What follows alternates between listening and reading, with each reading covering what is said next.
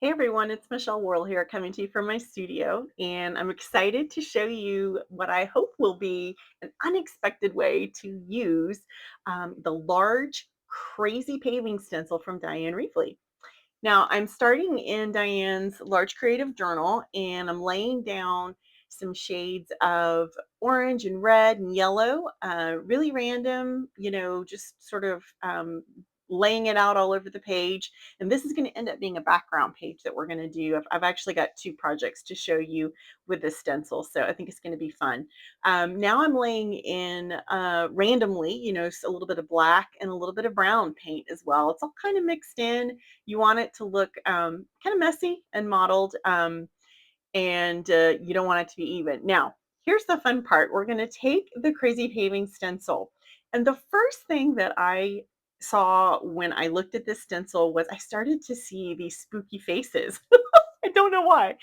So, what I am doing here is I am picking out I'm starting to pick out two openings for eyes. Then I'm going to pick out a small opening for a nose. And then I'm going to pick out another large opening for the mouth. So, you want four openings to create a spooky face. And I'm just going to randomly um, arrange these outlines of faces all over the background page. And again, I don't know, the first thing I saw when I saw the stencil were spooky faces. So, and it's almost Halloween. So, that I guess it all works together. But again, you're just going to fill up the page, have fun with it.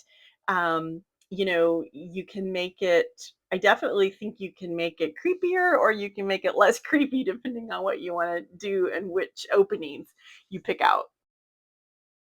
All right. And so once you have covered the page in the outlines using the stencil, you're going to go in and start filling those outlines in with black paint to start making the faces come together. I'm using black marble shimmer paint to paint in the faces. You could certainly use gosh, you could use a paint dauber if you didn't want to use a paintbrush to fill it in, but I'm a painter, so I like to take a little bit of time and fill it in with a paintbrush. That's a very creative process for me, so I enjoy it. But there's different ways you could fill it in. But I just used a paintbrush to fill in the openings that were there from the stencil. And I will tell you, the paint has such great coverage. You really only need one coat. I was really excited that I didn't have to go, back and fill in over and over again with black paint. So one coat should do it as you are filling in the faces. Once the paint's dry, take your favorite white pen and start adding outlines to the page. I started by going all the way around, sort of identifying the face. So I picked two eyes, nose, mouth, and did sort of a wavy outline. Sort of looks like a skull or a wonky, you know, Halloween mask, I guess. And then I went back in and started outlining around the eyes and nose and mouth shapes. And I just did that. I covered the whole page like that, kind of going back again. And then I also carved out some of the edges with some more black paint, and that's your background page. All right. So the other way that you can use the Crazy Paving Stencil to create some spooky faces that I think is kind of fun is to create the faces on some of the Dylusions journaling tags. These are the number 10 tags. And this size substrate is just my favorite to create on. So was so excited to get to work with these. So what you see me doing here is taking two tags because I'm going to make two different faces. I'm covering both of the tags with a mix of just some oranges and brown paints. I like to mix colors together. You don't have to. You could have just poured it, straight out of the tube, a little orange, a little brown on the tag, and mixed it together right on the tag, and that would have been perfectly fine as well. But you just want to get a good sort of base coverage on both tags to start. So once that's dry, you want to grab a stencil that has a smaller pattern than the Crazy Paving stencil, and I chose Diane's large brushstrokes stencil. And what I want to do here is just create a little bit of contrast with the background color. And so I again I just kind of mixed together some red, some yellow, and a little bit of a brighter orange. Again, you could just do straight colors, and you can see I'm sort of putting it in all different areas. So you can't do it wrong. There's no really not a big rhyme or reason. You can see I'm making a mess, but it'll turn out fine, I promise. So just have fun with it. Get some contrasting colors on there. And then what you see me doing here, I'm just taking a rag and pulling back some of the paint that I had put through the stencil. If you have a baby wipe, you could do that as well, and you'd get the same effect. So either one works.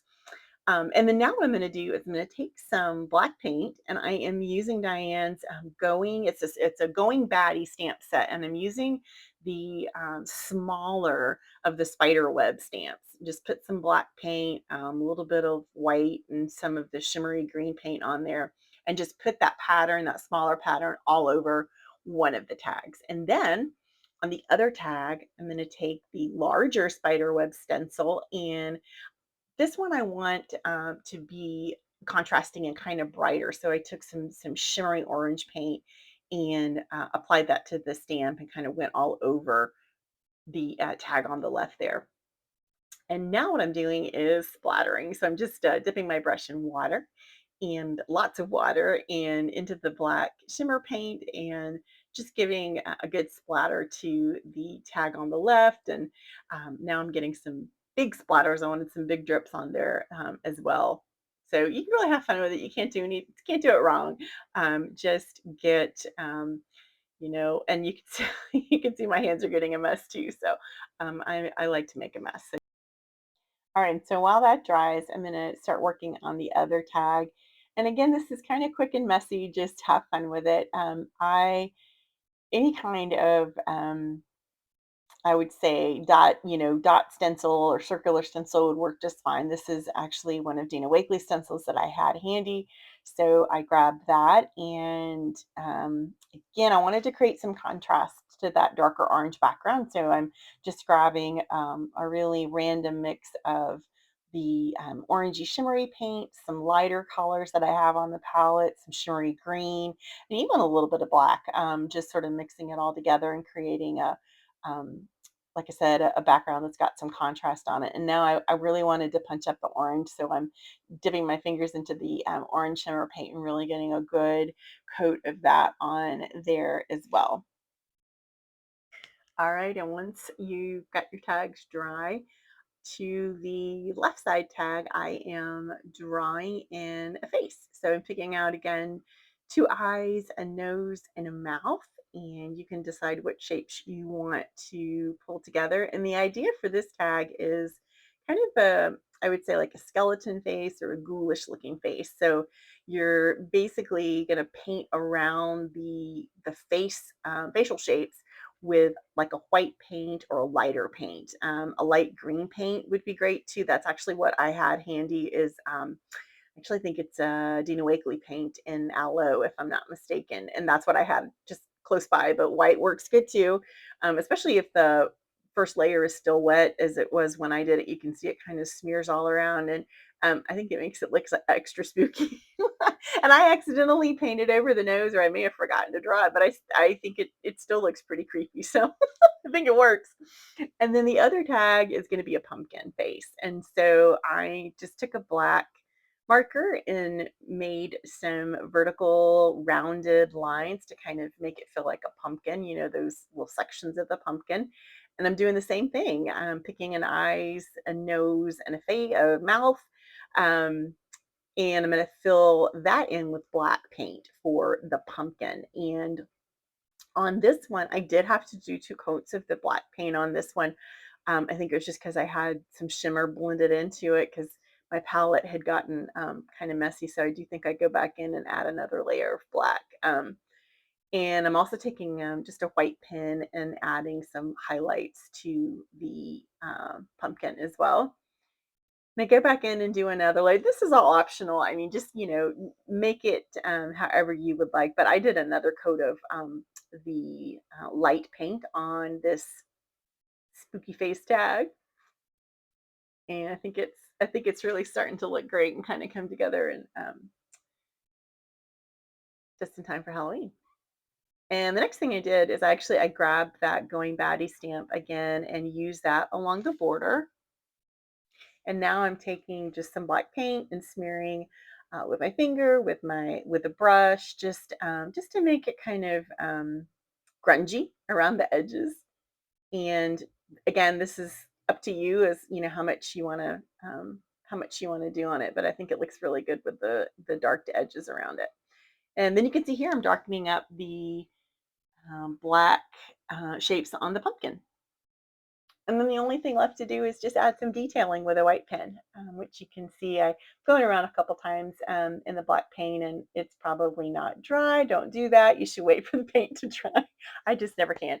But the other thing I wanted to show you with these really quick is you can grab a piece of scrap wood and glue these on, and they make really cute shelf sitters. I had to trim the tag down just a smidge, added a little quote strip, and I just thought they turned out cute. So they're great little last minute Halloween decorations if you need them, or the tags go great in your journal as well. So I really appreciate you hanging out with me today. Thanks for watching.